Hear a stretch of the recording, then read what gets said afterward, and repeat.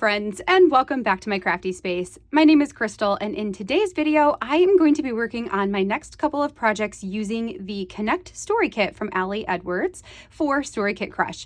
So today I am telling two stories. The first one is going to be quick and simple. It's just about a friendship that I have developed over the last year with a crafty friend, and it's actually kind of a companion to the story that she told in the Connect Story classroom. So if you haven't checked out her process, it is super cool and you totally should. My friend's name is Kasha. You guys have heard me talk about her plenty of times before, and that this story is all about her. And then the other story I'm telling today is about the crafting community and how really lifting each other's voices and our projects, how that really helps to connect us on a deeper level. So I am sharing a spread today. I'm going to be putting this together that's all about connecting with the community at large through this storykitcrush challenge. So I have gone through my Instagram and pulled out a bunch of images of other people's projects that they have shared with this hashtag. So I have, every one of these has 4 on it. So there's 4, 8, 12. So there's 24 projects total, 24 people, and all of them on the images I have added their Instagram handle. So that is on here. It's just in tiny little font so that if I ever want to know, if I ever need a reminder of who made what, that lets me know who made those projects. So I've got these little images of those, and then I did go ahead and add some journaling onto this card, but my plan is to actually punch these circles out and create a background for them to sit on inside of a 2x2 page pocket. And then I'm also going to create an extra card with a stamped background that I can add this quote to, which says, "Too often we underestimate the power of a touch, a smile, a kind word, a listening ear, an honest compliment, or the smallest act of caring, all of which have the potential to turn a life around." I really loved that because I feel that way when it comes to our community of crafters and the way that we lift each other up and just spread the kind word to each other that can really make all the difference in somebody's life. So that is this story. So while I am working on all of these, I am going to go ahead and put you on fast forward, and then we will slow back down once I have everything done so we can finish out the video for today. So without further ado, let's go ahead and jump in. All right, so the first project that I'm going to work on for today is actually going to go super quick because the only thing I'm going to do to it is add one chipboard sticker to right there. And then that's it. So spread done, which just, is another reminder. I tell you guys this all the time, that you don't have to do something super complicated to create a spread. It can literally just be a couple of pictures, a little bit of journaling, and one chipboard sticker. And yes, we can call that done. Then I'm going to go ahead and get started working on my next spread. And this one is the more complicated one for sure of the day. So for this one, I am telling the story of just the crafting community and how much all of you guys mean to me. So what I did is I cut down some cardstock to a 4x6. My ultimate goal with this 4x6 is to cut it into 6 2x2s, but I figured it would be easier to just go ahead and do my stamping on a 4x6 canvas. Then I took the heart stamp there out of the Connect Story stamp, and I am doing some first, second, third generation stamping with the, I think that one's called Helen or Helena. I think it's Helena. I can't remember off the top of my head, but it's one of the ink colors from Ali Edwards.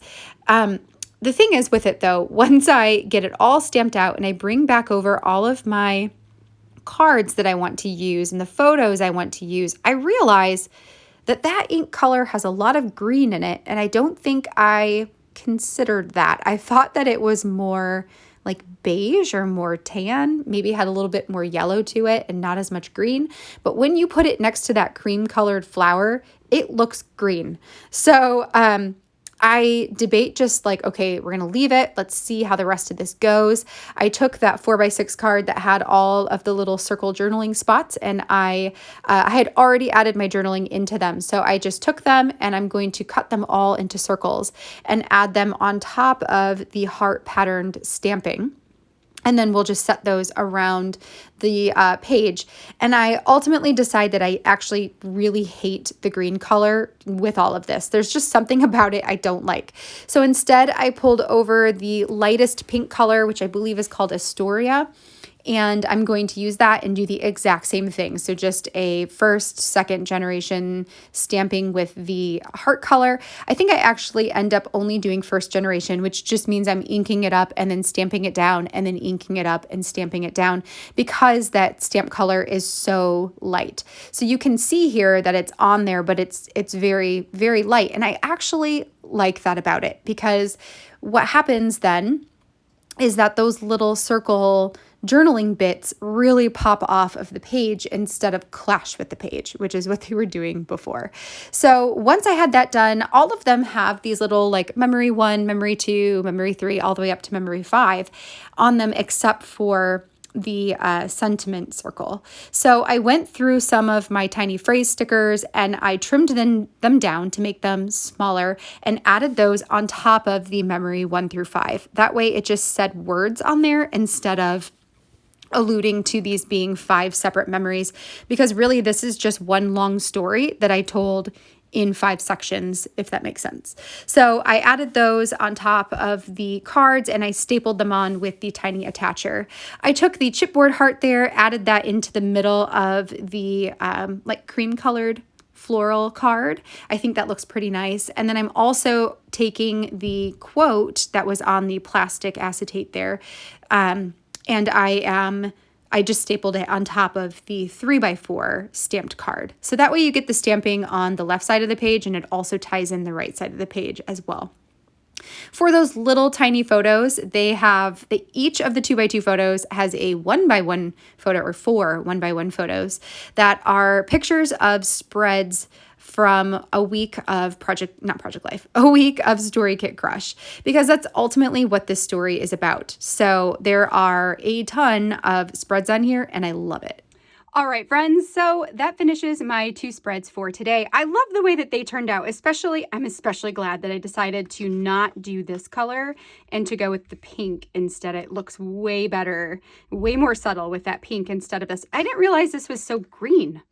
I thought it was just going to be kind of a grayish color, but it's got a lot of green in it when you put it next to the cream. Yeah, so anyway, the pink was the right choice.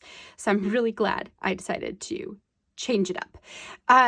Anyway, I hope that you guys have enjoyed seeing these spreads come together. And if you have, I would love a thumbs up down below. Make sure you hit that subscribe button while you're there so you can catch all of my future crafty videos.